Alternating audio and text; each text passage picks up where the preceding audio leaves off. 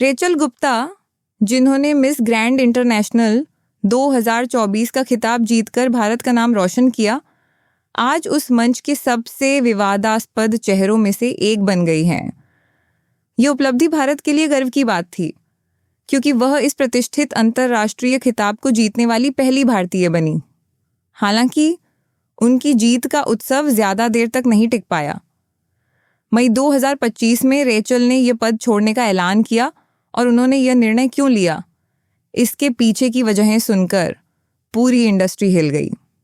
उन्होंने खुलकर बताया कि किस तरह ब्यूटी पेजेंट के भीतर कंटेस्टेंट्स को एक ऑब्जेक्ट की तरह ट्रीट किया जाता है, उन पर दबाव बनाया जाता है और कैसे उन्हें मानसिक व भावनात्मक स्तर पर नियंत्रित करने की कोशिश की जाती है। रेचल का सबसे बड़ा आरोप यही था कि मिस ग्रैंड इंटरनेशनल MGI की टीम कंटेस्टेंट्स को बैकस्टेज ले जाकर तुरंत अनुबंध साइन करवाने के लिए मजबूर करती है।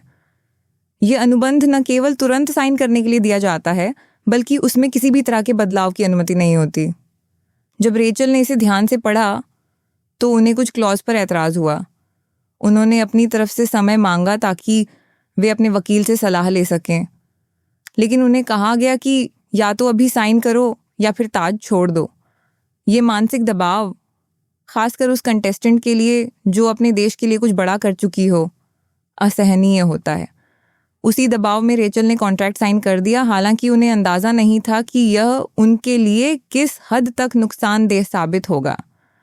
साइन करने के बाद से ही रेचल ने खुद को थाईलैंड में एक ऐसी स्थिति में पाया जहां वे पूरी तरह से MGI की टीम पर निर्भर थीं, आर्थिक रूप से, रहन सहन के लिए और यहाँ तक कि सोशल मीडिया एक्टिविटी के लिए भी। उन्हें ऐसी जगह पर ठहराया गया जो न केवल रिमोट और अनसेफ थी, बल्कि उस घर में उनके पैसे भी चोरी हुए। जब उन्होंने MGI की VP टेरेसा से इस बारे में शिकायत की तो जवाब मिला बेहद रूखे और आक्रामक लहजे में। ये सब तब हो रहा था जब वह भारत का प्रतिनिधित्व कर रही थीं, और यही कारण था कि वह लगातार चुप रहीं ताकि देश की छवि पर कोई आंच न आए। MGI का एक और शॉकिंग पहलू ये था कि रेचल और अन्य कंटेस्टेंट्स को टिकटॉक और सोशल मीडिया पर सस्ते प्रोडक्ट्स बेचने के लिए मजबूर किया जाता था, जैसे चिल्ली सॉस एंड दूसरे अनब्रांडेड आइटम्स। जो कंटेस्टेंट्स ऐसा करने से मना करते, उन्हें धमकी दी जाती कि उनका ताज वापस ले लिया जाएगा। रेचल ने आरोप लगाया कि उन्हें बिना मुआवजे के यह प्रमोशन करने पड़ते थे और यहाँ तक कि वादा किया गया स्टाइपेंड भी नियमित रूप से नहीं मिलता था।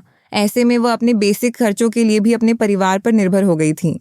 इस सब के साथ जब उन्होंने बार बार फीडबैक और असुविधाओं की रिपोर्ट दी तो टीम ने उनकी बातों को नज़रअंदाज किया, बल्कि जब उन्होंने अनुचित टचिंग और बॉडी शेमिंग की घटनाएं साझा की, जिसमें कुछ लोग उन्हें पकड़कर बताते थे कि कहाँ फैट कम करना है, तो टीम ने उनके अनुभवों को नकारने की कोशिश की।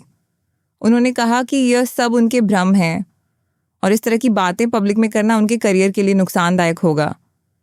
इसी दौरान कुछ पुराने वीडियो सामने आए जहां MGI के संस्थापक नवात और टेरेसा इंडिया और इंडियन कंटेस्टेंट्स का मजाक उड़ाते हुए दिखे।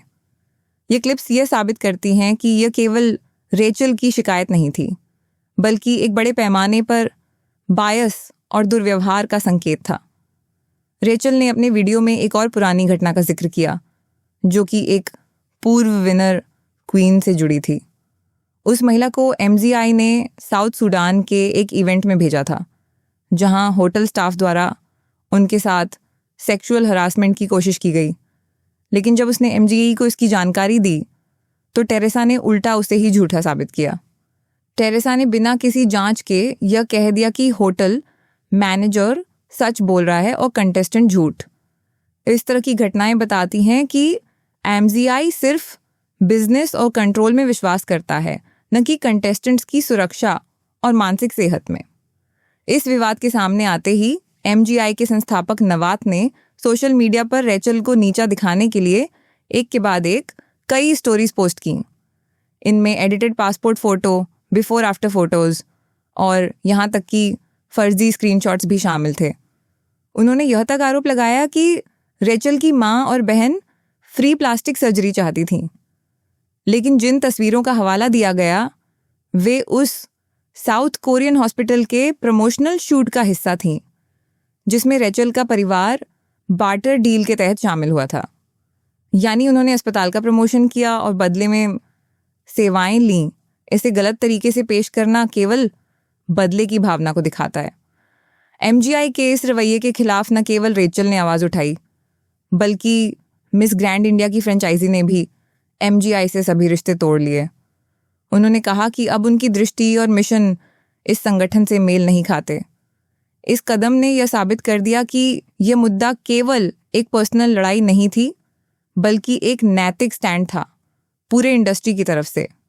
ग्लैमनंद एंटरटेनमेंट के प्रमुख निखिल आनंद ने रेचल का समर्थन करते हुए कहा कि किसी भी कंटेस्टेंट को सिर्फ इसलिए साइलेंस नहीं किया जा सकता क्योंकि वह अपने हक़ की बात कर रही हो। इस पूरे विवाद के बाद रेचल ने सोशल मीडिया और पब्लिक प्लेटफॉर्म्स पर माइंड मैटर्स नाम की एक पहल शुरू की, जिसका मकसद है मानसिक स्वास्थ्य और आत्मसम्मान को प्राथमिकता देना। उन्होंने इस अनुभव से यह सीखा कि ग्लैमर की दुनिया जितनी चमकदार दिखती है, भीतर से उतनी ही जहरीली हो सकती है। उन्होंने स्कूलों और कॉलेजों में जागरूकता कार्यक्रम शुरू किए ताकि नई जनरेशन इन गलतियों को न दोहराए। ये घटना ब्यूटी पेजेंट इंडस्ट्री के उस डार्क साइड को सामने लाती है जो अब तक ग्लैमर और क्राउन की चकाचौंध में छिपी रही। ये एक रिमाइंडर है कि कॉन्ट्रैक्ट्स पढ़ना, सवाल पूछना और खुद की वैल्यू पहचानना, ये सब हर कंटेस्टेंट का हक है, न कि घमंड या बदतमीजी का नाम दिया जाए। अगर कोई महिला बोलती है तो उसे चुप कराने की बजाय उसकी बात सुनी जानी चाहिए। क्या हम भी आंखें मूंद कर सिस्टम का हिस्सा बनते जा रहे हैं, या फिर हम भी कभी सवाल उठाएंगे?